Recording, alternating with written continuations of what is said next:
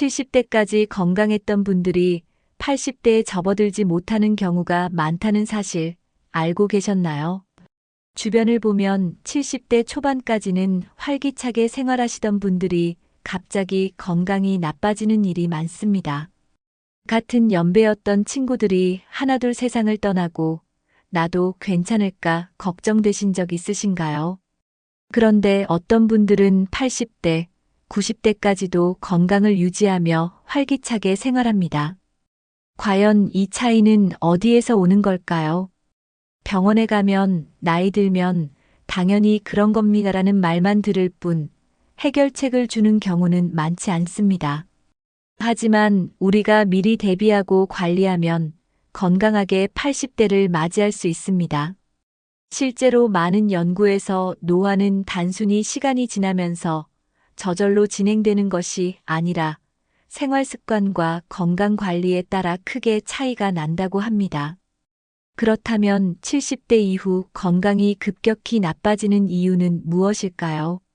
오늘 영상에서는 70대에서 80대로 넘어가지 못하는 주요 원인과 이를 예방하는 방법을 알려드리겠습니다. 작은 습관 하나만 바꿔도 건강하게 오래 사는데 큰 도움이 될 수 있습니다. 이 영상을 끝까지 보시면 건강하게 80대, 나아가 90대까지도 활력을 유지하는 비결을 알게 되실 겁니다. 나이 들어도 건강하고 활기차게 사는 방법, 지금부터 시작합니다. 건강은 한순간에 나빠지는 것이 아닙니다. 어느 날 갑자기 몸이 불편해진 것 같아도 사실은 오랜 시간 동안 몸이 약해지고 있었던 것입니다. 주변을 보면 비슷한 나이인데도 어떤 분들은 활기차게 활동하는 반면 어떤 분들은 기운이 없고 병원을 자주 다닙니다. 70대까지만 해도 친구들과 함께 여행도 다니고 운동도 열심히 했던 분이 80대를 넘기지 못하는 경우가 많습니다. 나는 아직 건강해라고 방심하다가 어느 날 갑자기 병이 찾아오면 회복이 어렵습니다. 가장 무서운 것은 몸이 서서히 약해지면서도 스스로는 크게 느끼지 못하는 것입니다. 그렇게 병원에 갈 정도로 상태가 심각해졌을 때는 이미 늦은 경우가 많습니다. 실제로 건강한 70대였던 분들이 몇 년 사이에 건강이 급격히 나빠지는 사례가 많습니다. 그런데 반대로 꾸준히 건강을 관리하는 분들은 80대가 되어도 여전히 활동적으로 생활합니다. 즉, 노화 속도를 늦추는 것은 우리가 충분히 노력할 수 있는 영역이라는 것입니다. 그래서 오늘은 70대 이후 건강이 나빠지는 주요 원인을 하나씩 짚어보며 해결책을 알려드리겠습니다. 하나씩 실천하면 여러분도 80대, 90대까지 건강한 삶을 유지할 수 있습니다. 그렇다면 70대 이후 건강이 급격히 나빠지는 가장 큰 원인은 무엇일까요? 70대 이후에는 근육량이 급격히 줄어들면서 기력이 떨어집니다. 근육이 줄어들면 조금만 움직여도 쉽게 피곤해지고 균형을 잡기도 어려워집니다. 근육이 약해지면 낙상의 위험이 커지고 넘어졌을 때 골절로 이어질 가능성이 높습니다. 또한 근육이 줄어들면 신진대사가 떨어지고 면역력도 낮아집니다. 근육이 부족하면 혈당을 조절하는 능력도 떨어져 당뇨병 위험이 높아집니다. 그래서 70대 이후에는 근육을 유지하는 것이 가장 중요한 건강관리법 중 하나입니다. 매일 가벼운 근력 운동을 하는 것만으로도 근육 감소를 늦출 수 있습니다. 예를 들어 의자에서 천천히 일어났다 앉았다 하는 스쿼트 동작만 꾸준히 해도 다리 근육을 유지하는 데 도움이 됩니다. 또한 단백질 섭취도 중요합니다. 단백질이 부족하면 근육이 쉽게 감소합니다. 계란, 생선, 두부, 닭고기 같은 단백질이 풍부한 음식을 매일 먹는 것이 좋습니다. 유산소 운동도 중요하지만 근력 운동을 병행해야 몸이 제대로 유지됩니다. 특히 80대를 건강하게 보내는 분들은 유산소 운동과 근력 운동을 균형 있게 하고 있습니다. 근육을 유지하면 일상생활이 더 편해지고 독립적인 생활을 오래 유지할 수 있습니다. 그렇다면 70대 이후 건강을 위협하는 또 다른 중요한 요소는 무엇일까요? 70대 이후에는 혈관 건강이 가장 중요한 요소 중 하나입니다. 나이가 들면서 혈관이 탄력을 잃고 혈압이 높아지는 경우가 많습니다. 고혈압, 심근경색, 뇌졸중 같은 심혈관 질환은 70대 이후 가장 흔한 사망 원인 중 하나입니다. 특히 심장과 뇌혈관 건강을 잘 관리하지 않으면 80대까지 가기 어려울 수 있습니다. 혈관 건강을 유지하기 위해서는 식습관과 운동이 필수적입니다. 짠 음식과 기름진 음식 섭취를 줄이고 채소와 과일을 충분히 먹어야 합니다. 오메가3 지방산이 풍부한 생선을 먹으면 혈관 건강을 개선하는 데 도움이 됩니다. 또한 꾸준한 유산소 운동이 혈압과 콜레스테롤 수치를 조절하는 데 효과적입니다. 혈관 건강을 위해서는 하루에 최소 30분 이상 걷는 것이 좋습니다. 혈압이 높거나 심장 건강이 걱정된다면 정기적으로 병원에서 검진을 받는 것이 중요합니다. 고혈압이나 당뇨 같은 만성 질환이 있으면 반드시 꾸준히 관리해야 합니다. 작은 생활 습관 하나만 바꿔도 혈관 건강을 유지하는 데 큰 도움이 됩니다. 그렇다면 만성 질환 관리는 어떻게 해야 할까요? 70대 이후 가장 위험한 것이 바로 만성 질환을 방치하는 것입니다. 당뇨, 고혈압, 고지혈증 같은 질환은 초기에는 큰 증상이 없지만 방치하면 심각한 합병증을 유발할 수 있습니다. 많은 분들이 조금 혈압이 높다고 큰일 나겠어? 하며 대수롭지 않게 생각합니다. 하지만 혈압이 높은 상태를 오랫동안 방치하면 심장병, 뇌졸중의 위험이 크게 증가합니다. 당뇨 역시 초기에는 별다른 불편함이 없지만 관리를 소홀히 하면 신장질환, 실명, 신경 손상 같은 합병증이 생길 수 있습니다. 실제로 당뇨를 오래 앓은 분들 중에서 다리 절단 수술을 받는 경우도 적지 않습니다. 고혈압과 당뇨는 함께 발생하는 경우가 많으며 두 질환이 겹치면 혈관 건강이 더욱 악화됩니다. 정기적으로 혈압과 혈당을 체크하고 필요하면 약을 복용하면서 철저히 관리해야 합니다. 하지만 약만 먹는다고 해결되는 것이 아니라 생활 습관을 함께 바꾸는 것이 중요합니다. 특히 짠 음식, 가공식품, 단 음식을 줄이고 채소와 단백질을 균형 있게 섭취해야 합니다. 규칙적인 운동도 만성 질환 관리를 위해 필수적입니다. 심한 운동이 부담스럽다면 가벼운 걷기나 스트레칭부터 시작해도 좋습니다. 중요한 것은 꾸준함입니다. 오늘만 관리하고 내일은 다시 무리하면 아무 소용이 없습니다. 만성 질환은 적절히 관리하면 건강하게 오랫동안 생활할 수 있습니다. 그렇다면 면역력 저하도 80대를 넘기지 못하는 중요한 원인 중 하나일까요? 70대 이후 면역력이 떨어지면서 작은 병도 큰 병으로 번질 위험이 커집니다. 특히 감기나 독감이 폐렴으로 이어지는 경우가 많아 각별한 주의가 필요합니다. 면역력이 약해지면 감염병에 쉽게 걸리고 회복도 느려집니다. 병원에 가보면 70대 이후 폐렴으로 입원하는 환자가 많습니다. 실제로 폐렴은 노년층의 주요 사망 원인 중 하나입니다.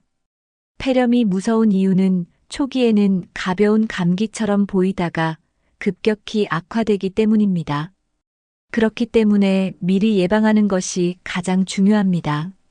독감 예방접종과 폐렴 예방접종을 꼭 맞아야 합니다. 특히 70대 이후에는 면역력이 약해져서 감기 한 번만 걸려도 심각한 후유증이 남을 수 있습니다. 손 씻기, 마스크 착용 같은 기본적인 위생 습관도 중요합니다.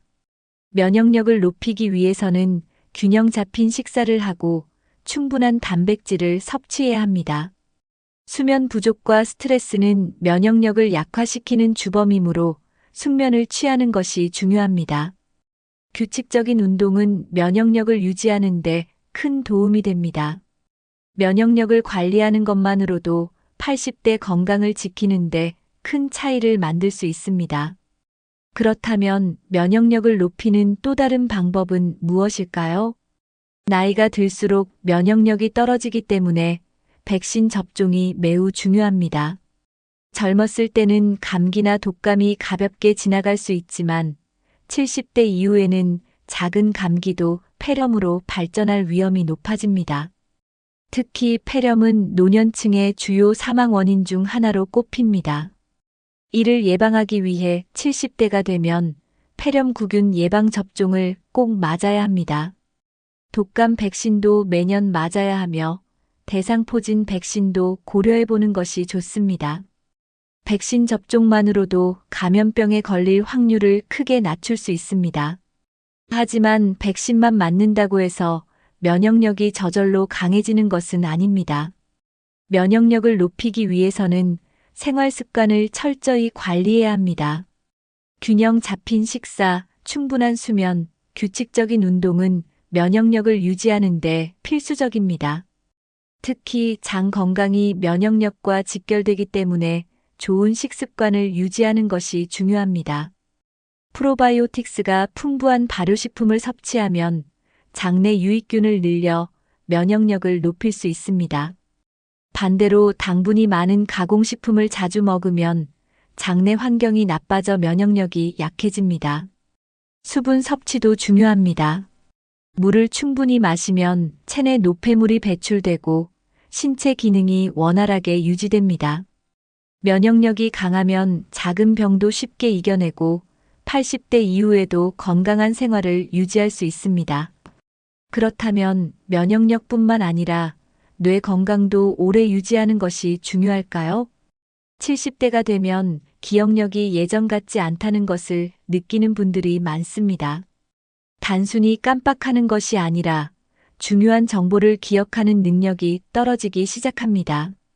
많은 분들이 내가 치매가 오는 건가? 라는 걱정을 하시지만 기억력 저하는 자연스러운 노화 현상 중 하나입니다. 하지만 이 과정을 늦출 수 있는 방법이 분명히 있습니다.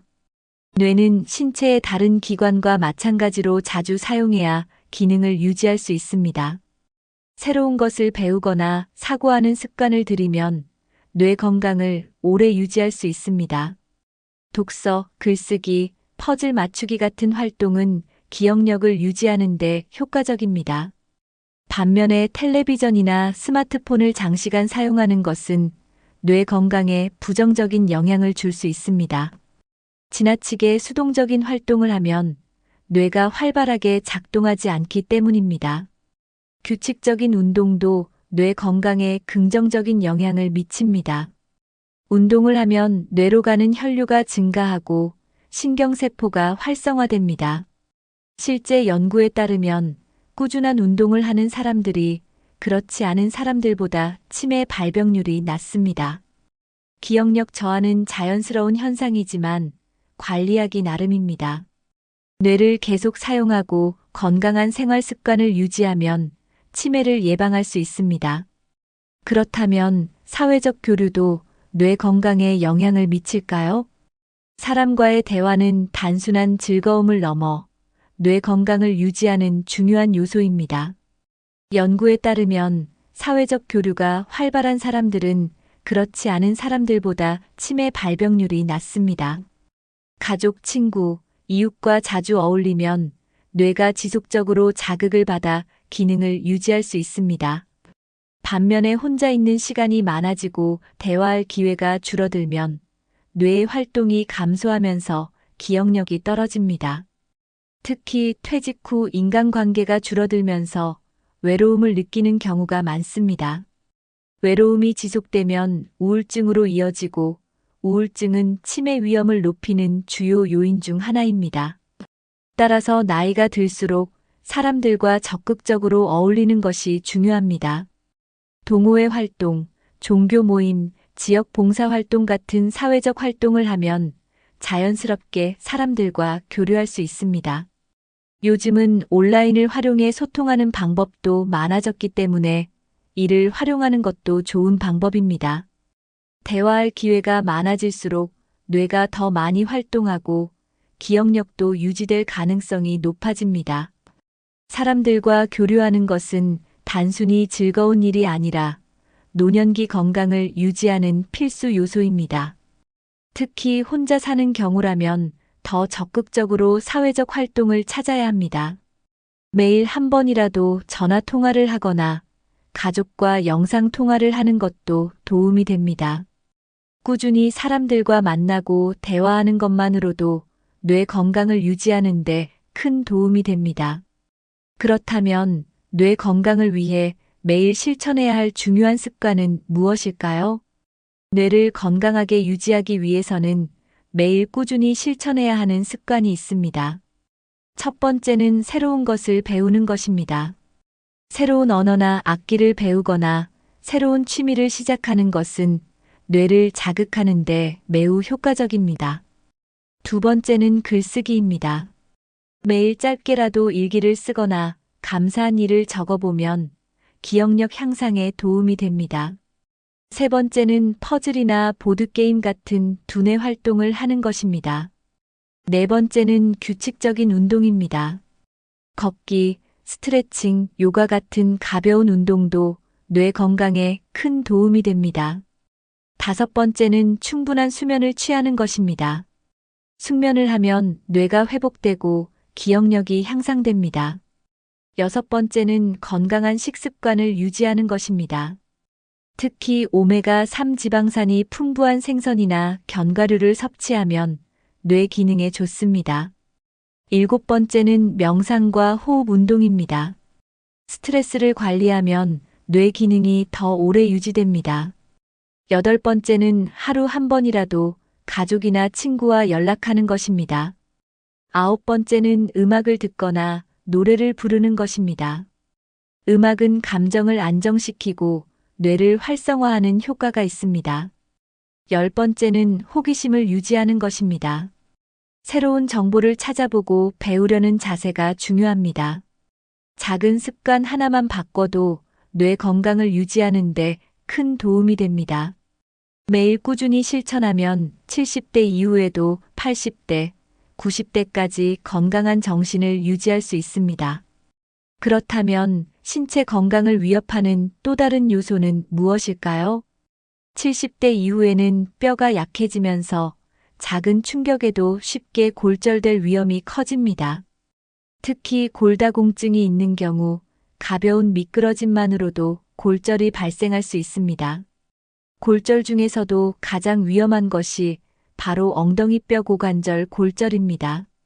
고관절이 부러지면 회복이 어렵고 걷는 것이 힘들어지면서 생활의 질이 크게 떨어집니다.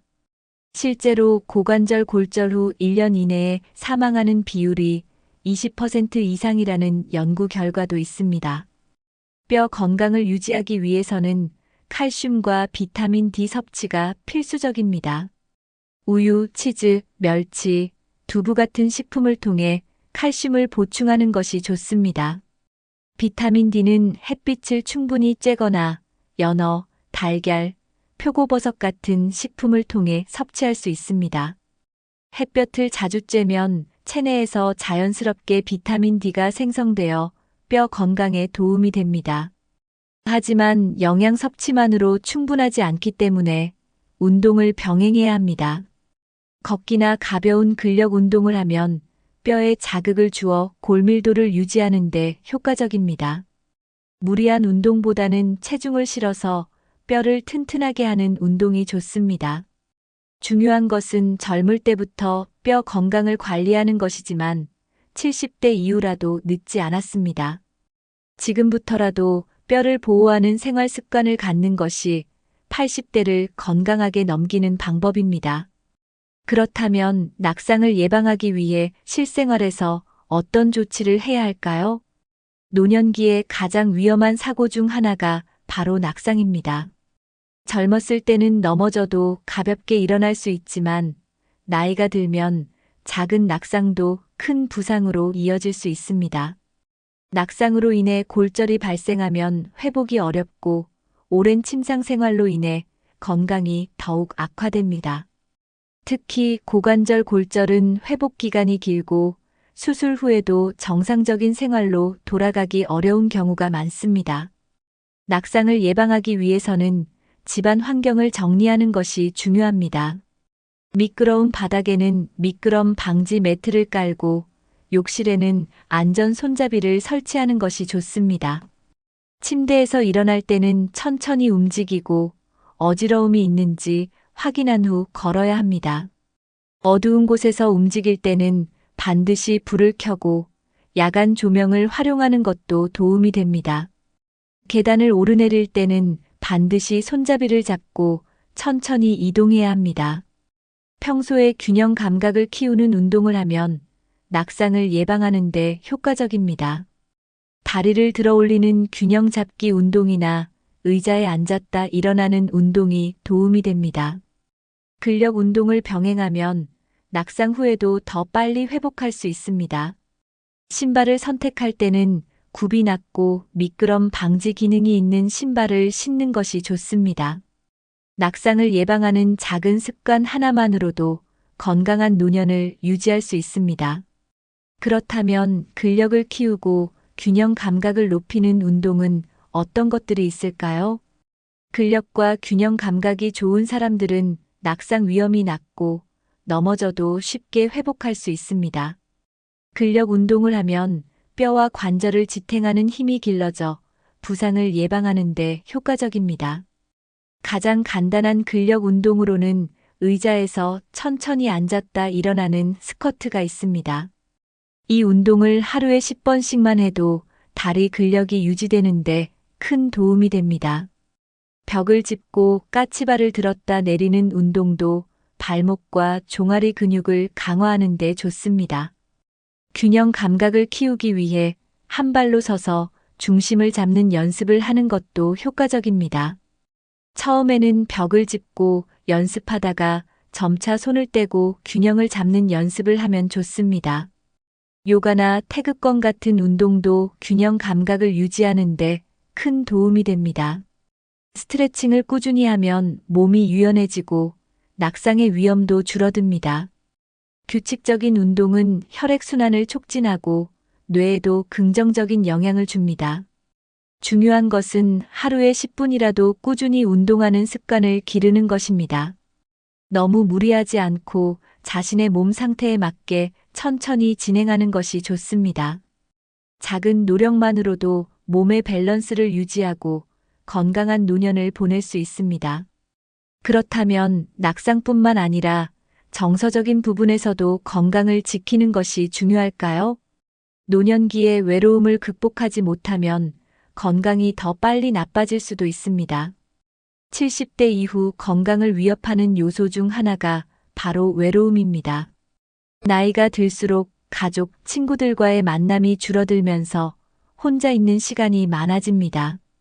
특히 배우자를 먼저 떠나보낸 분들은 더욱 깊은 외로움을 느끼는 경우가 많습니다. 외로움은 단순한 감정이 아니라 신체 건강에도 부정적인 영향을 미치는 위험 요소입니다. 연구에 따르면 외로움을 자주 느끼는 사람들은 그렇지 않은 사람들보다 사망률이 높다고 합니다. 외로움은 스트레스 호르몬을 증가시켜 면역력을 약화시키고 심혈관 질환의 위험을 높입니다. 또한 혼자 있는 시간이 많아지면 우울감이 깊어지고 삶의 의욕이 줄어듭니다. 실제로 우울증이 있는 노인들은 신체 활동이 줄어들면서 건강이 더 빠르게 악화되는 경우가 많습니다. 외로움을 해결하려면 먼저 스스로 적극적으로 움직이려는 의지가 필요합니다. 사람들과 만나고 소통하는 것이 건강을 유지하는 데 큰 도움이 됩니다. 새로운 인간관계를 형성하는 것이 어렵다면 기존의 관계를 유지하는 것부터 시작해야 합니다. 하루에 한 번이라도 가족이나 친구에게 안부 전화를 걸어보는 것이 좋습니다. 가까운 이웃이나 지인들과 가끔이라도 식사나 차 한 잔을 함께하는 것이 외로움을 줄이는데 효과적입니다. 혼자 있는 시간이 많을수록 몸과 마음이 더 빨리 약해질 수 있습니다. 그렇다면 외로움을 극복하지 않으면 어떤 문제가 생길까요? 외로움이 지속되면 우울감이 깊어지고 이는 신체 건강에도 직접적인 영향을 미칩니다. 우울한 감정이 쌓이면 식욕이 떨어지고 활동량이 줄어들면서 전반적인 건강이 악화됩니다. 연구에 따르면 우울증이 있는 노인은 그렇지 않은 노인보다 심장병, 당뇨병, 고혈압 등의 질환에 걸릴 확률이 높다고 합니다. 우울한 상태가 지속되면 면역력도 약해져 감염병에도 취약해질 수 있습니다. 또한 지속적인 우울감은 치매 발병 위험을 높이는 요인이 되기도 합니다. 우울증이 심해지면 기억력과 집중력이 떨어지고 새로운 정보를 받아들이는 능력이 저하됩니다. 따라서 신체 건강뿐만 아니라 정신 건강도 함께 관리해야 합니다. 우울감을 줄이기 위해서는 먼저 일상을 활기차게 만드는 노력이 필요합니다.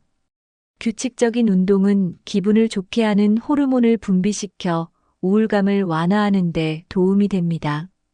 햇볕을 자주 쬐고 산책하는 것만으로도 기분이 한결 나아질 수 있습니다. 취미 활동을 하거나 자신이 좋아하는 일을 찾아보는 것도 우울감을 줄이는 방법입니다. 특히 음악, 미술, 독서 같은 활동은 감정을 안정시키고 삶의 만족도를 높이는 데 효과적입니다. 중요한 것은 혼자서 해결하려 하지 말고 주변과 소통하며 도움을 받는 것입니다. 가족이나 친구 혹은 전문가의 상담을 받는 것도 우울감을 극복하는 좋은 방법입니다. 그렇다면 활기찬 노후를 위해 반드시 실천해야 할 생활 습관은 무엇일까요? 건강한 몸뿐만 아니라 건강한 마음을 유지하는 것도 장수의 중요한 요소입니다. 활기찬 노후를 위해서는 먼저 하루 일과를 계획하는 습관을 가져야 합니다. 매일 일정한 시간에 기상하고 식사 시간을 규칙적으로 유지하면 생활 리듬이 안정됩니다. 아침에 일어나면 가벼운 스트레칭이나 산책을 하면서 몸을 깨우는 것이 좋습니다. 새로운 취미를 가지는 것도 건강한 노후를 보내는데 큰 도움이 됩니다. 독서, 글쓰기, 그림 그리기, 악기 연주 같은 활동은 뇌를 자극하고 정서적인 안정감을 줍니다. 자원봉사나 지역사회 활동에 참여하면 사람들과 교류할 기회가 늘어나고 삶의 보람을 느낄 수 있습니다. 중요한 것은 혼자만의 시간이 아니라 사람들과 함께하는 시간을 늘리는 것입니다. 하루에 한 번이라도 친구나 가족과 대화하는 시간을 가지는 것이 좋습니다. 몸을 활발히 움직이는 것도 필수입니다. 하루 30분 이상 걷는 습관을 들이면 신체 건강과 정신 건강을 함께 관리할 수 있습니다. 긍정적인 생각을 가지는 것도 건강한 노후를 보내는데 중요한 요소입니다. 작은 일에도 감사하는 마음을 가지면 스트레스를 줄이고 행복감을 높일 수 있습니다. 하루를 마무리할 때 오늘 어떤 좋은 일이 있었지? 라고 스스로에게 물어보는 습관을 들이면 긍정적인 사고방식을 유지하는 데 도움이 됩니다. 삶을 즐길 줄 알고 적극적으로 새로운 도전을 하는 것이 노년기를 더 건강하고 행복하게 만드는 비결입니다. 이제까지 이야기한 내용을 정리하며 건강한 노후를 위한 마지막 메시지를 전해드리겠습니다. 나이가 들수록 건강을 유지하는 것이 가장 중요한 과제가 됩니다. 하지만 작은 습관 하나만 바꿔도 80대, 90대까지 건강하고 활기찬 삶을 유지할 수 있습니다. 근력을 키우고 균형 감각을 유지하며 면역력을 높이는 것이 건강을 지키는 핵심입니다. 또한 외로움을 줄이고 사람들과의 교류를 늘리는 것이 정신 건강을 유지하는 데 필수적입니다. 오늘 소개해드린 방법 중 하나라도 실천해 보신다면 분명 변화를 느끼실 수 있을 것입니다. 여러분은 건강한 노후를 위해 어떤 노력을 하고 계신가요? 혹시 좋은 방법이 있다면 댓글로 공유해 주세요. 이 영상이 도움이 되셨다면 부모님이나 친구분들과 공유해 주세요. 앞으로도 건강하고 행복한 노년을 위한 정보를 전해드리겠습니다. 영상이 유익하셨다면 구독과 좋아요, 알림 설정 부탁드립니다. 끝까지 시청해주셔서 감사합니다. 건강하고 활기찬 하루 보내세요. 다음 영상에서 또 인사드리겠습니다.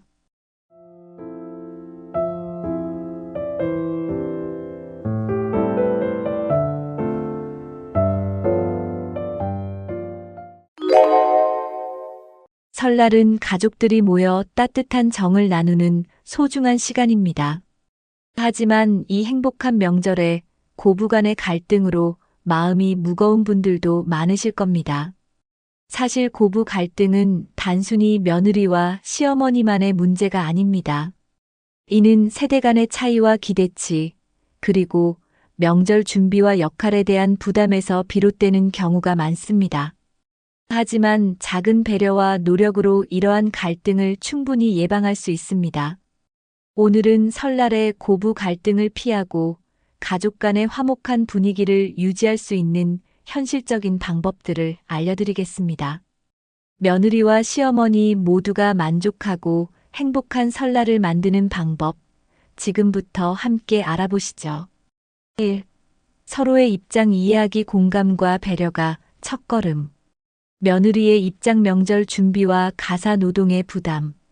설날이 다가오면 많은 며느리들이 명절 준비로 인한 부담감을 느낍니다.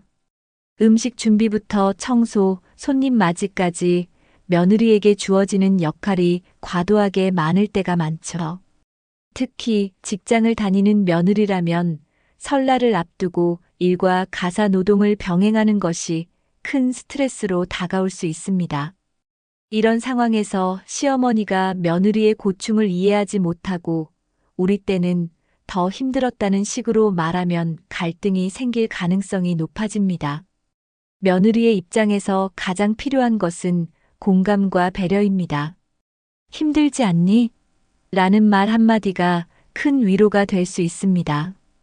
또한 모든 준비를 며느리에게만 맡기기보다는 가족 모두가 나눠서 도와준다면 부담을 크게 줄일 수 있습니다. 며느리는 자신의 입장을 너무 참거나 억누르지 말고 솔직하게 자신의 상황을 이야기하는 것이 중요합니다. 서로의 입장을 이해하는 첫걸음은 이렇게 작은 배려와 소통에서 시작됩니다. 시어머니의 입장 가족 중심 역할과 전통에 대한 기대. 시어머니 입장에서도 나름대로의 어려움과 기대가 있을 수 있습니다. 특히 전통적인 가치를 중시하는 시어머니 세대는 설날을 가족이 한데 모이는 중요한 날로 여기는 경우가 많습니다. 시어머니들은 자신이 설날의 중심 역할을 맡아야 한다는 압박감을 느끼며 명절을 완벽히 준비하려는 강박이 생길 수 있습니다. 이런 상황에서 며느리가 자신이 원하는 방식대로 일을 처리하거나 전통적인 방식을 따르지 않을 때 갈등이 발생하기도 합니다. 하지만 시어머니 역시 며느리의 입장을 이해하려는 노력이 필요합니다. 설날을 준비하는 과정에서 모든 일을 혼자 책임지기보다는 며느리와 함께 나누는 것이 더 좋은 방법입니다. 또한 젊은 세대의 새로운 방식과 문화를 이해하려고 노력하는 태도가 중요합니다. 시어머니가 먼저 며느리의 입장을 이해하고 작은 칭찬을 건넨다면 며느리 역시 더 적극적으로 도울 의욕이 생길 것입니다. 시어머니가 조금 더 열린 마음을 갖는다면 고부간의 갈등은 훨씬 줄어들게 됩니다. 공통된 목표 찾기 갈등이 아닌 화목을 위한 노력. 고부간 갈등을 줄이기 위해 가장 중요한 것은 서로의 입장을 존중하며 공통된 목표를 찾는 것입니다. 설날의 진정한 의미는 가족이 함께 시간을 보내고 화목한 분위기를 만드는 데 있지, 누가 더 많이 준비했는지 따지는 데 있지 않습니다. 며느리와 시어머니가 서로를 경쟁 상대로 여기기보다는 동반자로 생각한다면 갈등의 여지를 줄일 수 있습니다. 예를 들어, 우리 가족이 함께 즐거운 설날을 보내는 게 가장 중요하지 않을까요? 라는 공통된 목표를 함께 나눠보세요. 이를 위해 며느리와 시어머니가 설날 준비 과정에서 솔직한 대화를 나누는 것도 중요합니다. 누가 무엇을 담당할지 역할을 분담하고 힘들 때는 서로 도와주는 분위기를 만든다면 갈등보다는 협력이 이루어질 수 있습니다. 특히 두 사람이 공감대를 형성할 수 있는 활동을 함께 해보는 것도 좋은 방법입니다. 예를 들어 송편을 함께 빚으며 이야기를 나누는 순간은 두 사람의 관계를 더 가깝게 만들어줄 수 있습니다. 고부 간의 관계는 경쟁이 아니라 협력과 존중을 바탕으로 유지될 때 더욱 화목해질 수 있습니다. 설날이라는 특별한 날에 서로의 차이보다 공통된 가치를 찾으려는 노력이야말로 진정한 화목의 시작입니다. 2. 명확한 역할 분담으로 갈등 예방하기. 가사 노동 분담으로 부담 줄이기. 설날에는 음식 준비, 청소, 손님 접대 등 해야 할 일이 많아 고부 간 갈등의 원인이 되기 쉽습니다. 이때 가장 중요한 것은 가사 노동을 분담해 며느리와 시어머니 모두의 부담을 줄이는 것입니다. 며느리가 모든 가사 일을 떠맡으면 육체적, 정신적으로 지칠 가능성이 큽니다. 반대로 시어머니가 모든 일을 책임지려 해도 건강에 무리가 갈 수 있습니다. 따라서 가족 구성원 전체가 함께 참여해 일을 나누는 것이 가장 이상적입니다. 예를 들어 남편은 청소를 맡고 자녀들은 테이블 세팅을 돕는 식으로 작은 일이라도 나누어 맡긴다면 서로의 부담이 훨씬 줄어들 것입니다. 또한 역할 분담을 명확히 하려면 사전에 간단한 계획을 세우는 것이 좋습니다. 우리가 이번엔 이런 일을 나눠서 해보면 어떨까요? 라고 대화를 시작해 보세요. 이러한 분담은 누군가 한 사람이 과도하게 고생하지 않도록 하고 자연스럽게 협력하는 분위기를 만들어줍니다. 설날은 가족이 함께 준비하고 즐기는 날이지 한 사람에게 모든 책임이 집중되는 날이 되어선 안 됩니다. 가사 노동을 나누는 것만으로도 고부 간의 갈등을 크게 줄이고 설날을 더 즐겁게 보낼 수 있습니다. 명절 준비를 미리 계획하고 조율하기. 설날 준비를 하면서 갈등이 생기는 주된 이유 중 하나는 갑작스러운 계획 변경이나 준비 과정에서의 혼란입니다. 이를 방지하려면 명절 준비를 미리 계획하고 조율하는 것이 필수적입니다. 예를 들어 가족들이 모이기 전에 어떤 음식을 준비할지, 누가 무엇을 담당할지 사전에 논의해 보세요. 이렇게 미리 정리해 두면 며느리와 시어머니 모두가 명절 준비의 부담을 예상하고 대비할 수 있습니다. 이번엔 저는 제가 준비할게요.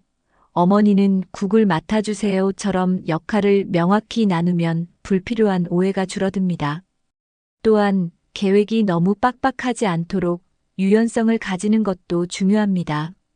만약 계획대로 되지 않더라도 서로를 탓하기보다는 협력하며 상황을 해결하려는 태도가 필요합니다. 미리 논의한 계획은 책임 분담뿐만 아니라 서로의 기대를 조율하는 데도 큰 도움을 줍니다. 특히 젊은 세대의 며느리들은 전통을 따르기보다는 효율적인 방법을 선호할 수 있으므로 이를 고려해 계획을 조율하는 것이 좋습니다. 시어머니와 며느리가 사전에 소통하고 조율하는 과정은 단순히 일을 나누는 것뿐만 아니라 서로의 생각과 입장을 이해하는 기회가 됩니다. 이 과정에서 신뢰가 쌓이고 명절의 분위기가 훨씬 더 따뜻하고 긍정적으로 변할 것입니다. 가족 구성원 모두가 참여하는 공정한 역할 나누기. 설날 준비는 단순히 며느리와 시어머니 두 사람의 몫이 아닙니다. 가족 구성원 전체가 참여해야만 모든 사람이 부담 없이 명절을 즐길 수 있습니다. 남편이나 자녀들이 명절 준비에 적극적으로 참여하면 고부 간의 갈등도 자연스럽게 줄어들게 됩니다. 예를 들어 남편이 먼저 이번 설날엔 제가 요리를 도와드릴게요라고 나선다면 며느리나 시어머니 모두 마음이 한결 가벼워질 수 있습니다. 자녀들도 청소나 장보기 같은 간단한 일이라도 맡아 역할을 분담한다면 준비 과정이 훨씬 수월해질 것입니다. 또한 역할을 나눌 때 특정 사람에게만 과도한 책임을 부과하지 않도록 주의해야 합니다. 누구는 이만큼 했으니 너도 이만큼 해야지 같은 비교는 불필요한 갈등을 초래할 수 있습니다. 각자의 상황과 능력에 맞게 역할을 나누는 것이 중요하며 이를 공정하게 나누려는 노력이 필요합니다. 가족 전체가 함께 준비하는 과정에서 서로 돕고 웃으며 시간을 보내는 것은 설날의 진정한 의미를 되찾는 계기가 될 수 있습니다. 함께하는 시간이 많아질수록 고부 간의 갈등은 자연스럽게 줄어들고 가족 간의 유대감은 더 깊어지게 됩니다. 3. 민감한 주제는 피하고 긍정적인 대화 주제 선택하기. 비교와 지적 대신 칭찬과 격려하기. 설날에 가족이 모이면 은연중에 비교나 지적이 대화의 주제가 되는 경우가 많습니다. 예를 들어, 다른 집 며느리는 이렇게 하더라. 혹은 너는 왜 그걸 이렇게 하니? 와 같은 말은 상대방의 기분을 상하게 할 수 있습니다. 이런 말들은 시어머니와 며느리 간 갈등을 키우는 대표적인 원인입니다. 대신 서로를 칭찬하고 격려하는 말로 대화를 시작해 보세요. 예를 들어, 시어머니는 이 음식 정말 잘했네. 내 손맛이 대단하다라고 며느리를 칭찬할 수 있습니다. 반대로 며느리는 어머니 덕분에 이번 설날 준비가 훨씬 수월했어요 라고 말하며 감사의 표현을 해보세요. 칭찬은 단순한 말 한마디로도 상대방의 마음을 풀어주고 대화 분위기를 따뜻하게 만들어줍니다. 만약 상대방이 실수를 했더라도 이를 지적하기보다는 괜찮아, 다음에 더 잘 될 거야 같은 격려의 말을 건네는 것이 좋습니다. 설날 대화에서 칭찬과 격려가 많아질수록 고부 간의 긴장은 줄어들고 긍정적인 분위기가 자연스럽게 형성됩니다. 서로의 노력을 인정하고 고마움을 표현하는 작은 변화가 갈등을 예방하는 큰 힘이 됩니다. 세대 차이를 인정하고 존중하는 대화하기. 세대 간의 차이는 시어머니와 며느리 간 갈등의 주요 원인 중 하나입니다. 시어머니는 전통과 관습을 중시하는 반면 며느리는 효율성과 현대적인 방식을 선호하는 경우가 많습니다. 이 차이를 이해하지 못하고 자신의 방식만 고집하면 대화는 금방 갈등으로 이어질 수 있습니다. 예를 들어, 시어머니가 우리 때는 이렇게 했는데 라고 과거를 강조하거나 며느리가 요즘엔 이런 방식이 더 좋아요라고 반박하면 불필요한 감정 싸움이 시작될 수 있습니다. 이를 피하려면 서로의 입장을 인정하고 존중하는 태도가 중요합니다. 시어머니는 며느리의 방식을 이해하려 노력하며 요즘은 이렇게 하는구나, 신선하네라고 긍정적으로 받아들이는 태도를 보여주세요. 반대로 며느리는 시어머니의 전통적 방식을 존중하며 어머니 방식도 정말 배울 점이 많아요라고 말해보세요. 세대 차이는 갈등의 이유가 아니라 서로 배울 수 있는 기회로 활용할 수 있습니다.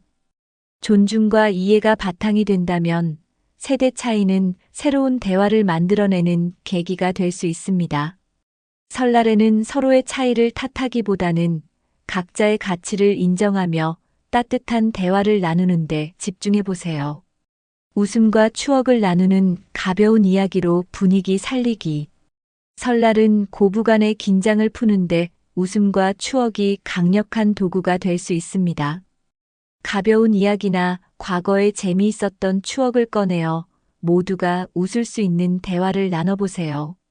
예를 들어, 시어머니는 젊은 시절 설날에 있었던 재미있는 일화를 꺼내며 분위기를 풀 수 있습니다. 옛날에 우리 가족이 윷놀이 하다가 큰 소동이 일어났던 거 기억나니? 같은 이야기는 세대와 관계없이 모두가 공감하고 웃을 수 있습니다. 며느리도 가족 사진이나 어린 시절 이야기로 대화를 이어가며 자연스러운 웃음을 만들어낼 수 있습니다. 이렇게 추억을 나누면 긴장된 분위기가 누그러지고 서로를 더 이해하는 계기가 됩니다. 또한 가볍고 유쾌한 주제를 선택해 대화를 나누면 민감한 문제나 갈등의 여지를 줄일 수 있습니다. 최근의 유행이나 재미있는 일상 이야기를 나누는 것도 좋은 방법입니다.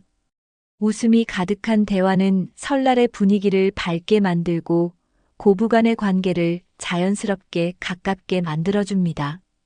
설날은 서로를 이해하고 추억을 공유하는 시간이 되어야 합니다. 가벼운 대화와 웃음은 명절의 진정한 의미를 되찾게 해줄 것입니다. 4. 제3자의 중재로 갈등 완화하기. 배우자가 중립적인 조정자로 나서기.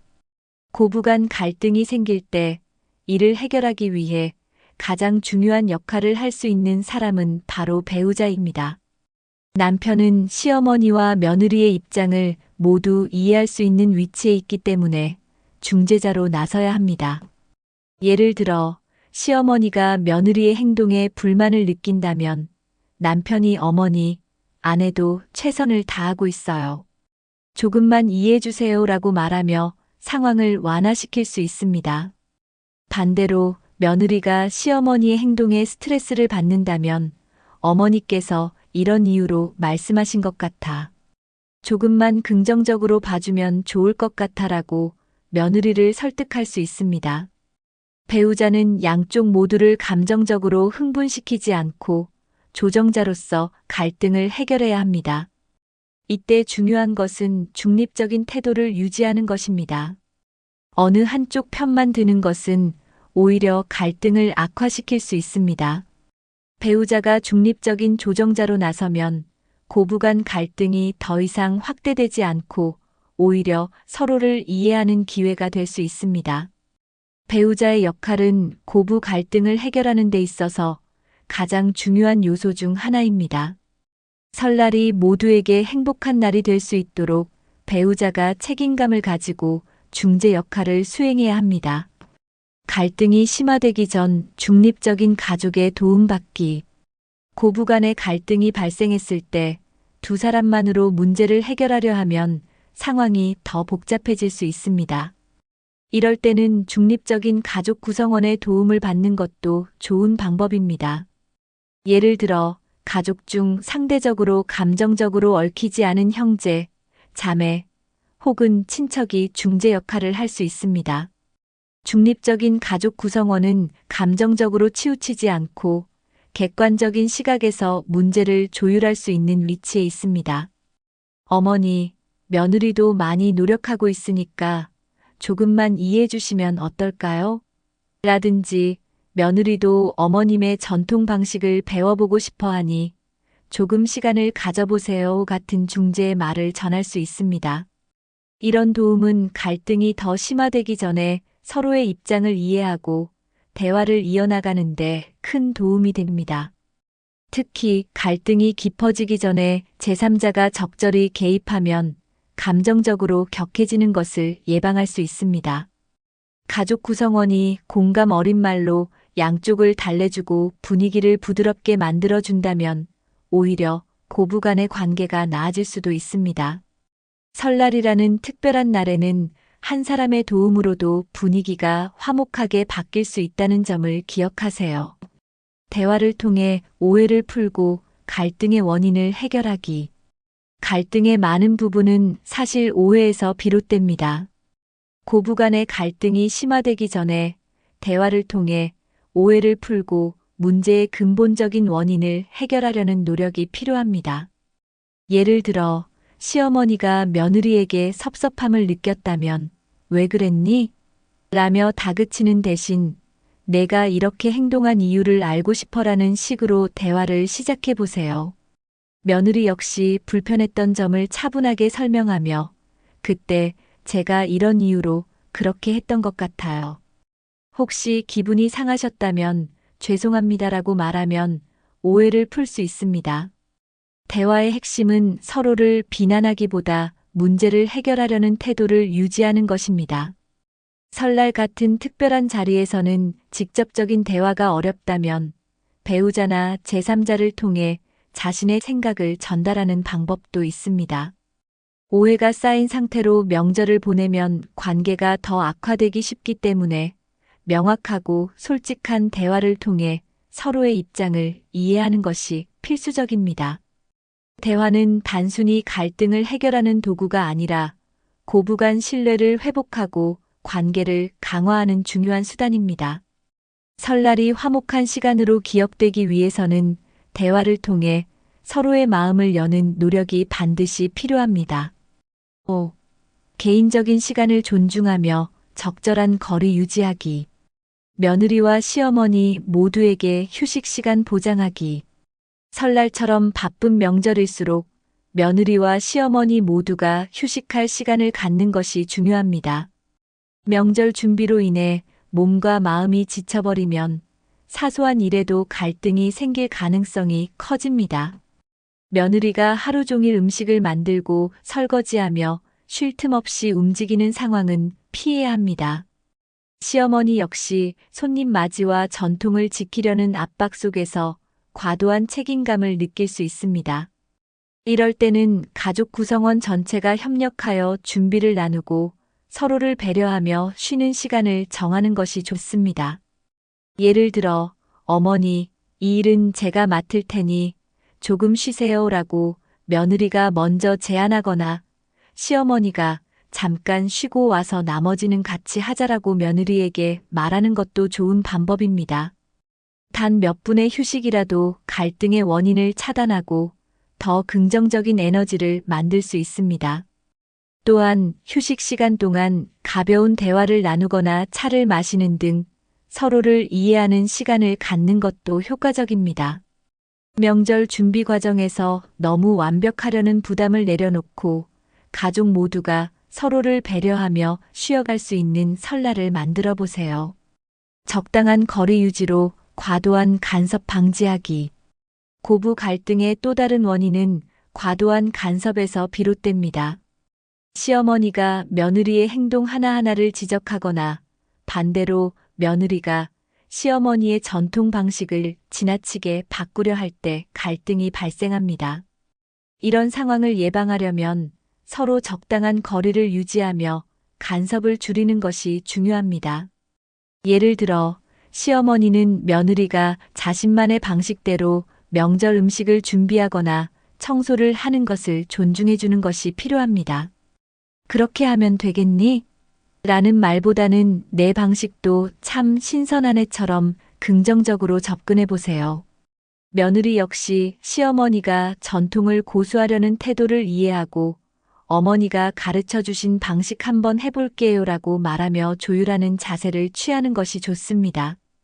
과도한 간섭은 자칫 상대방에게 압박감을 줄 수 있기 때문에 서로가 독립적으로 할 수 있는 부분을 존중해 주는 것이 핵심입니다. 간섭을 줄이고 서로의 영역을 존중하는 태도는 고부 간의 긴장을 완화하고 설날의 분위기를 훨씬 부드럽게 만들어줍니다. 독립적인 시간을 통해 서로의 공간 존중하기. 고부 갈등을 예방하려면 서로가 독립적인 시간을 보낼 수 있도록 배려하는 것이 필요합니다. 설날에는 보통 가족이 한 공간에 오랜 시간 머무르기 때문에 서로에게 피로감을 느낄 수 있습니다. 이럴 때는 잠시 각자의 시간을 갖는 것도 좋은 해결책입니다. 예를 들어 며느리가 잠깐 산책을 다녀오겠습니다라고 말하고 시간을 갖거나 시어머니가 다른 가족들과 가벼운 대화를 나누는 것도 효과적입니다. 이런 독립적인 시간은 서로의 생각을 정리하고 감정을 가라앉히는 데 큰 도움이 됩니다. 가족 모임은 함께하는 시간도 중요하지만 적당히 떨어져 있는 시간이 갈등을 예방하는 데 더욱 필요할 때도 있습니다. 또한 서로의 공간을 존중하는 태도는 상대방에 대한 신뢰를 쌓는 데도 중요한 역할을 합니다. 명절 동안 지나치게 모든 시간을 함께하려 하기보다는 각자 자신의 방식대로 시간을 보낼 수 있는 여유를 허락해 보세요. 이는 고부 간의 관계를 자연스럽게 이어가며 설날을 더욱 평화롭고 행복한 날로 만들어줄 것입니다. 설날은 가족이 함께 시간을 보내며 정을 나누는 소중한 명절입니다. 하지만 고부 간의 갈등은 이런 행복한 분위기를 무너뜨릴 수 있습니다. 오늘 소개한 공감과 배려, 역할 분담, 긍정적인 대화, 그리고 적절한 거리 유지의 방법들을 통해 고부 간 갈등을 슬기롭게 예방할 수 있습니다.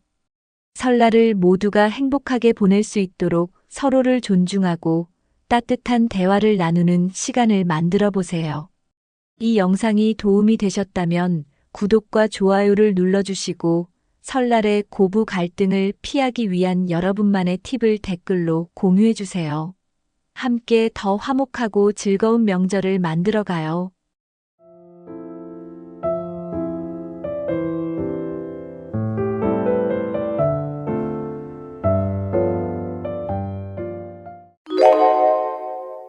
가족 간의 돈거래 쉽게 생각하시나요? 가족끼리니까 괜찮겠지, 믿고 넘어가면 되겠지라고 생각하셨다면 큰 오산입니다. 가족이란 이유로 돈 문제를 대충 넘어가다 보면 신뢰를 잃고 관계까지 틀어지는 경우가 많습니다. 특히 나이가 들수록 돈 문제는 단순한 경제적 이슈를 넘어 생존과 직접 연결되는 중요한 문제가 됩니다. 오늘은 나이 들어 가족 간에도 돈 거래를 철저히 해야 하는 이유와 그 방법에 대해 알아보겠습니다. 나이가 들수록 재정은 안정적이어야 하고 감정적인 갈등을 최소화하는 것이 중요합니다. 돈은 잘 쓰면 관계를 이어주는 도구가 되지만 잘못 다루면 가족 간의 틈을 벌리는 원인이 될 수 있습니다. 끝까지 시청하시고 건강한 가족 관계를 위한 현명한 재정 관리 방법을 배워보세요. 1. 가족 간 돈 거래가 갈등을 부르는 이유. 신뢰가 깨질 위험성. 돈이 오갈수록 감정이 얽힌다. 돈은 단순히 숫자가 아니라 사람 사이의 신뢰를 시험하는 도구가 되기도 합니다. 가족 간 돈 거래는 대개 신뢰를 바탕으로 이루어지지만 이 신뢰가 깨질 경우 관계도 손상될 위험이 있습니다. 예를 들어 돈을 빌린 가족이 상환 날짜를 넘기거나 약속했던 조건을 지키지 않으면 신뢰는 무너지기 쉽습니다. 가족인데 왜 이렇게까지 해야 해? 라는 생각으로 약속을 가볍게 여길 때 문제가 생깁니다. 가족이라서 더 쉽게 이해받을 거라는 기대는 오히려 상대방에게 불만과 상처를 줄 수 있습니다. 특히 돈 문제는 감정이 얽히기 쉬워 작은 오해가 큰 갈등으로 번질 수 있습니다. 돈을 빌려준 사람은 신뢰를 잃었다고 느끼고 빌린 사람은 압박감을 느끼면서 서로 불편한 관계가 될 수 있습니다. 나이가 들수록 이런 감정적 갈등은 가족 모임이나 명절에도 이어져 불편한 분위기를 만들게 됩니다. 결국 돈 문제는 가족 간에도 철저히 다뤄야 신뢰를 지키고 관계를 건강하게 유지할 수 있습니다. 불명확한 약속으로 인한 오해와 분쟁. 가족 간 돈 거래에서 가장 흔한 문제는 불명확한 약속에서 비롯됩니다. 예를 들어, 이 돈은 나중에 갚아줘라고 했을 때 갚는 시점이나 조건을 명확히 하지 않으면 오해가 생길 수 있습니다. 빌려준 사람은 1년 내로 갚겠지라고 생각하는 반면 빌린 사람은 형편이 될 때 갚으면 되겠지라고 생각할 수 있습니다. 이렇게 서로의 기대치가 다를 경우 시간이 지나면서 갈등이 깊어질 가능성이 높습니다. 또 구두로만 약속한 경우 누가 얼마를 언제 빌렸는지조차 명확하지 않을 때도 있습니다. 나중에 일을 두고 말이 엇갈리면 신뢰를 잃고 심지어 다툼으로 이어질 수 있습니다. 가족이라도 돈 거래에서는 구체적인 조건과 일정을 서면으로 남기는 것이 중요합니다. 구두 약속이니까 괜찮다라는 생각은 결국 갈등의 씨앗이 될 수 있습니다. 돈 문제는 감정적 유대를 깨지 않으려면 처음부터 명확하게 정리하고 서로 동의하는 것이 필수적입니다. 불명확한 약속을 피하려면 모든 조건을 투명하게 하고 서로의 기대를 맞추는 노력이 필요합니다. 금액 크기에 따라 커지는 심리적 부담. 돈 거래에서 금액이 작다면 비교적 가벼운 대화로 끝날 수 있습니다. 하지만 금액이 커질수록 심리적 부담도 비례해 커지게 됩니다. 예를 들어 몇만 원 정도의 돈은 비교적 쉽게 주고받을 수 있지만 수백만 원이나 수천만 원에 이르는 금액이라면 대화의 분위기 자체가 달라질 수밖에 없습니다. 돈을 빌려준 사람은 큰 금액을 빌려준 만큼 상환에 대한 불안감을 가지게 됩니다. 반대로 돈을 빌린 사람은 이 돈을 언제 갚아야 하나? 만약 갚지 못하면 가족에게 실망을 줄까? 라는 심리적 압박을 느낄 수 있습니다. 이런 부담감이 쌓이다 보면 돈 거래 이후에도 서로의 관계가 어색해지고 감정적으로 거리감이 생길 수 있습니다. 특히 나이가 들수록 경제적 안정이 중요한 시기에 이런 부담감은 건강과 정신적 스트레스에까지 영향을 줄 수 있습니다. 돈의 금액이 클수록 더욱 명확한 약속과 철저한 계획이 필요합니다. 금액에 따라 심리적 부담을 최소화하기 위해서는 현실적으로 감당 가능한 선에서만 돈 거래를 진행하는 것이 중요합니다. 또한 얼마를 빌리고 언제 갚을지를 철저히 정하고 불필요한 긴장을 예방하는 자세가 필요합니다. 2. 나이가 들수록 돈 문제가 중요한 이유. 노년기의 재정적 안정이 생존과 직결된다. 나이가 들수록 돈은 단순한 부를 넘어 생존과 직결된 문제로 다가옵니다. 젊었을 때는 돈 문제로 잠시 어려움을 겪더라도 다시 벌 수 있는 기회가 많지만 노년기에는 수입을 창출할 기회가 줄어들기 때문입니다. 예를 들어 은퇴 후에는 정기적인 급여가 사라지고 연금이나 저축한 자산이 주된 재원이 됩니다. 이러한 상황에서 가족에게 돈을 빌려줬다가 제대로 받지 못하면 자신의 생활이 흔들릴 가능성이 높아집니다. 노년기에 돈은 단순히 생활비뿐 아니라 의료비, 긴급 상황 대비 자금 등으로도 필요하기 때문에 더욱 신중하게 관리해야 합니다. 또한 재정적 어려움이 심해지면 가족에게 경제적으로 의존하게 될 가능성도 높아져 관계가 더 복잡해질 수 있습니다. 경제적 독립성을 유지하는 것은 노년기의 자존감과도 직결됩니다. 따라서 나이가 들수록 가족 간의 돈 거래는 더더욱 신중하고 철저해야 합니다. 작은 돈이라도 계획적으로 관리하고 자신의 재정 상태를 먼저 확인한 후 거래를 진행하는 것이 중요합니다. 노년기에는 돈을 지키는 것이 곧 자신을 지키는 것이라는 사실을 잊지 마세요. 은퇴 이후에 제한된 소득 상황 고려하기. 은퇴 후에는 소득이 제한적이기 때문에 돈의 흐름을 철저히 관리하는 것이 필수적입니다. 젊을 때는 꾸준히 들어오는 급여와 다양한 경제 활동으로 자금 부족을 메울 수 있지만 은퇴 후에는 이런 유동성이 현저히 줄어듭니다. 가족 간의 돈 거래로 인해 예상치 못한 재정적 공백이 생기면 일상생활에 큰 영향을 줄 수 있습니다. 예를 들어 연금이나 저축한 돈이 주요 소득원이 되는 은퇴 생활에서 돈을 빌려주고 돌려받지 못하면 기본 생활비나 의료비에 직접적인 타격을 줄 수 있습니다.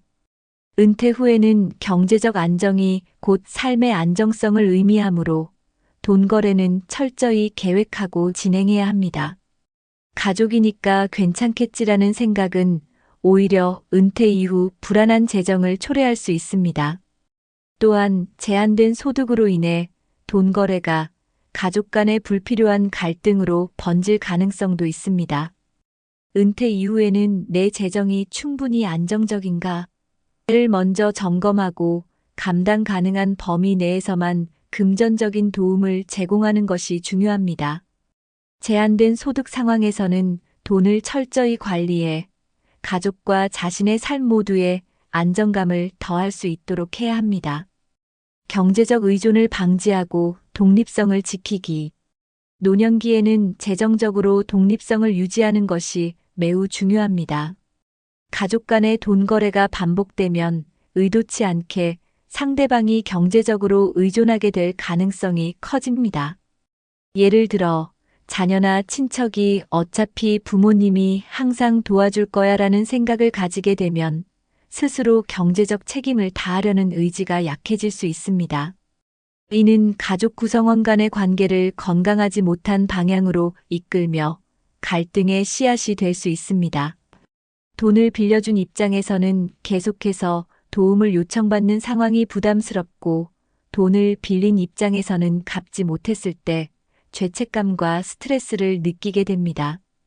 또한 노년기의 경제적 의존은 자신의 삶에 대한 통제력을 잃는 것으로 이어질 수 있습니다. 자립적으로 경제를 관리하며 필요한 경우 가족에게 조언을 제공하거나 다른 방식으로 도움을 주는 것이 더 바람직합니다.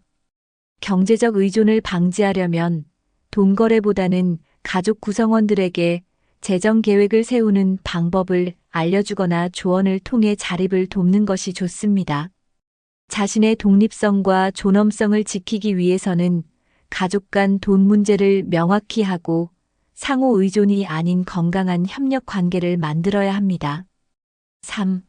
돈 거래 시 반드시 철저히 해야 하는 이유. 문서화와 증빙으로 책임 명확히 하기. 가족 간의 돈 거래는 구두로만 약속할 경우 쉽게 오해가 생길 수 있습니다. 가족끼리 무슨 문서까지 필요하냐? 라고 생각하기 쉽지만, 명확한 기록이 없으면 책임 소재가 불분명해지고 분쟁으로 이어질 가능성이 높습니다.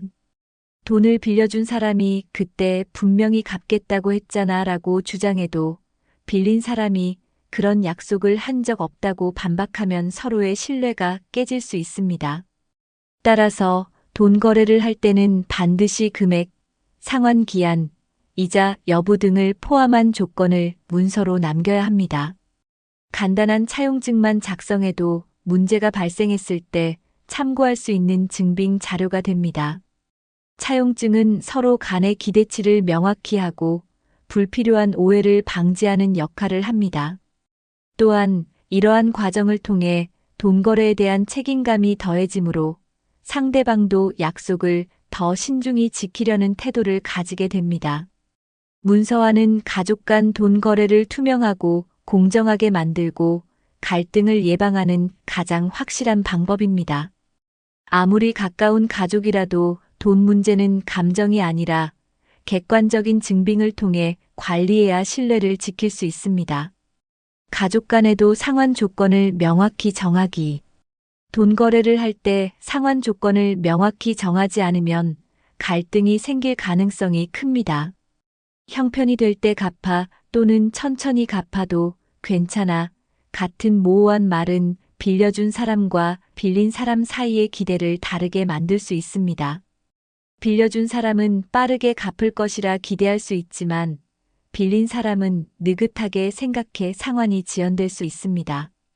이러한 상황은 가족 간의 감정적 거리감을 유발하고 관계에 균열을 낼 수 있습니다. 따라서 돈을 빌릴 때는 구체적인 상환 날짜와 방식 한 번에 갚기, 나눠 갚기 등을 사전에 명확히 합의해야 합니다. 또한 상환 상황을 주기적으로 확인하며 서로가 같은 기대를 가지고 있는지 점검하는 것이 중요합니다. 이런 합의를 통해 돈 거래에 대한 불필요한 불신을 줄일 수 있습니다.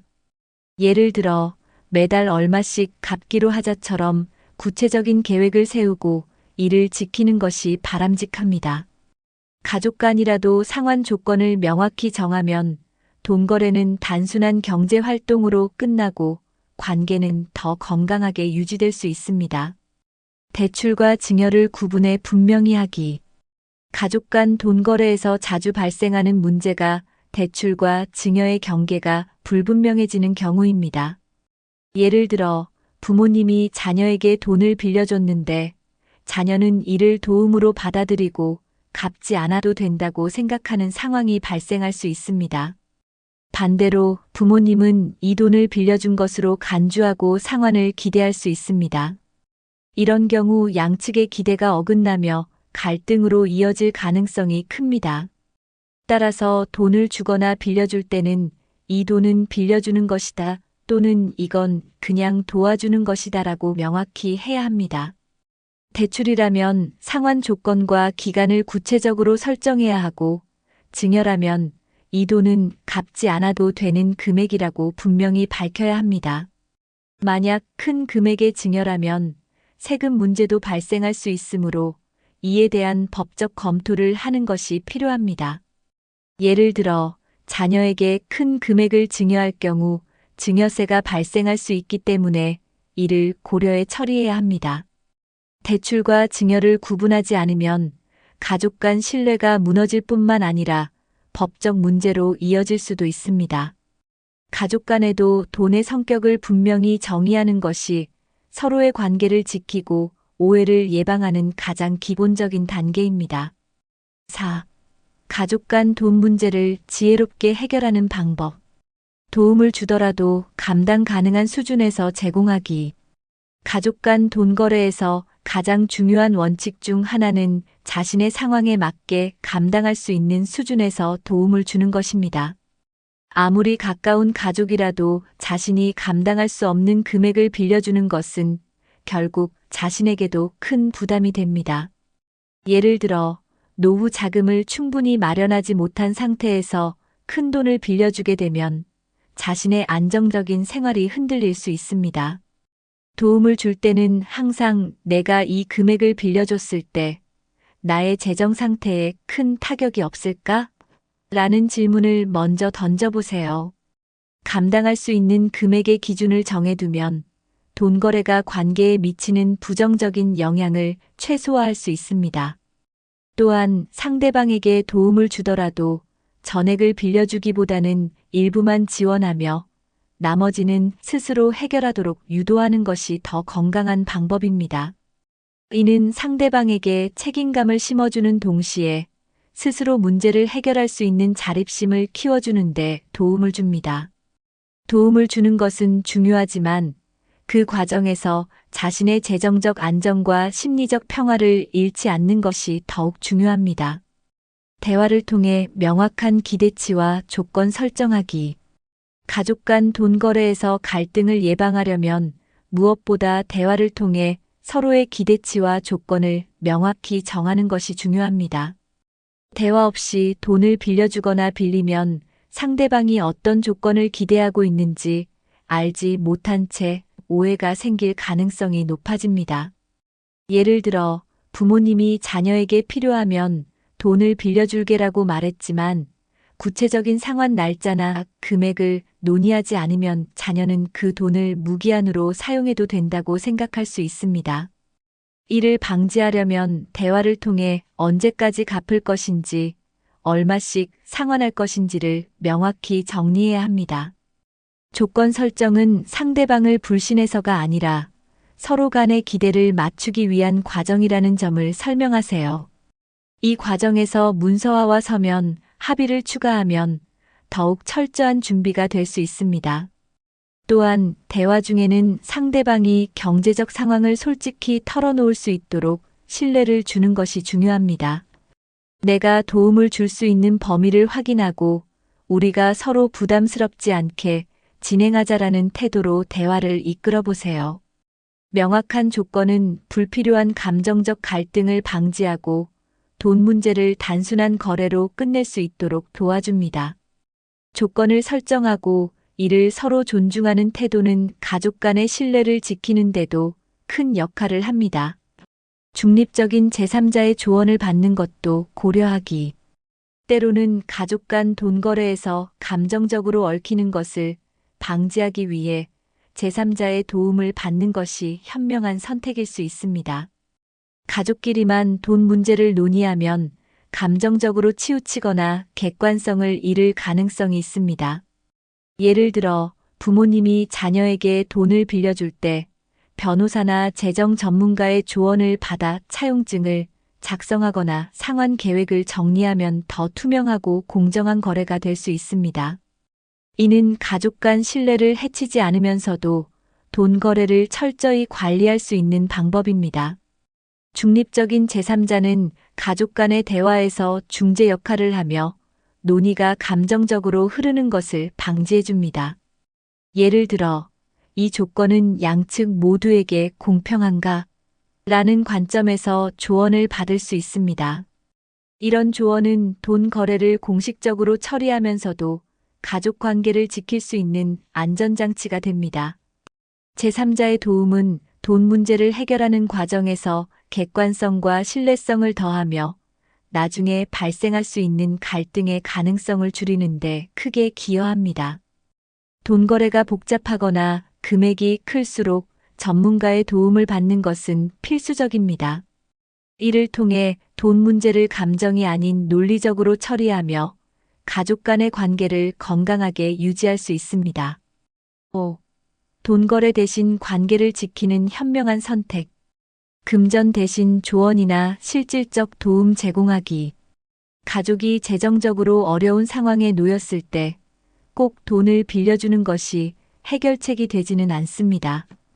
때로는 금전적인 지원 대신 실질적이고 현실적인 도움을 제공하는 것이 가족에게 더 큰 도움이 될 수 있습니다.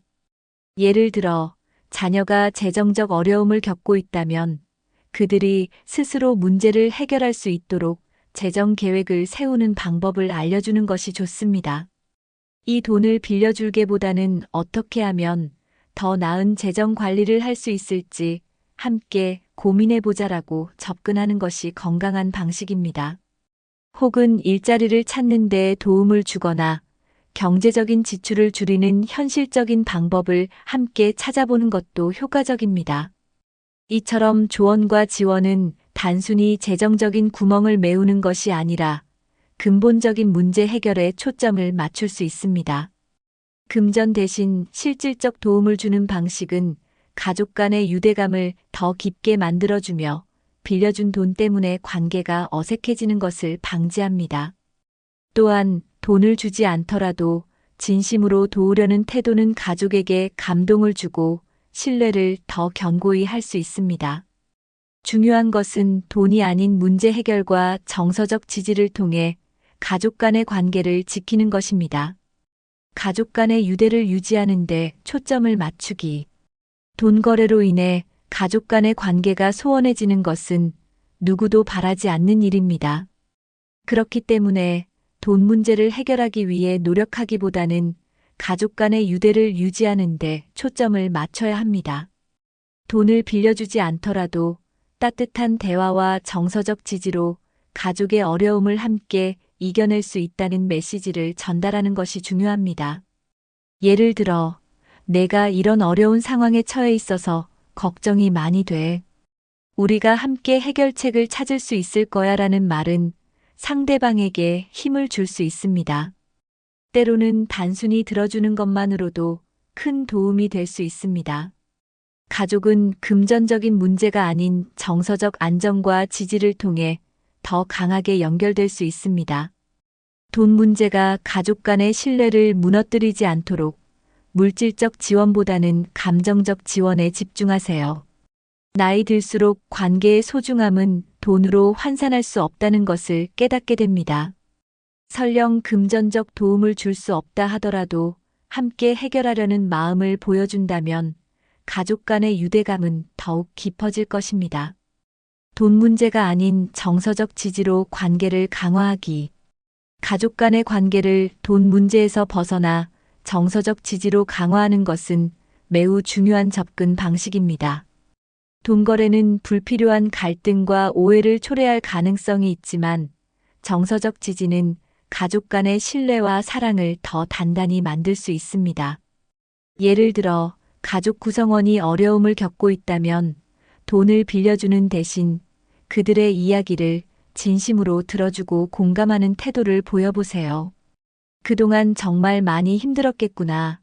나도 같이 고민해볼게 같은 말은 상대방에게 큰 위로가 될 수 있습니다.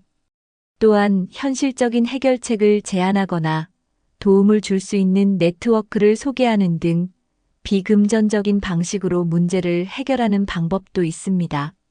이러한 접근은 돈 문제로 인해 생길 수 있는 불편함을 없애고 가족 간의 신뢰와 애정을 강화하는 데 기여합니다. 나이가 들수록 돈보다 중요한 것은 함께 나눌 수 있는 감정과 지지라는 사실을 잊지 마세요.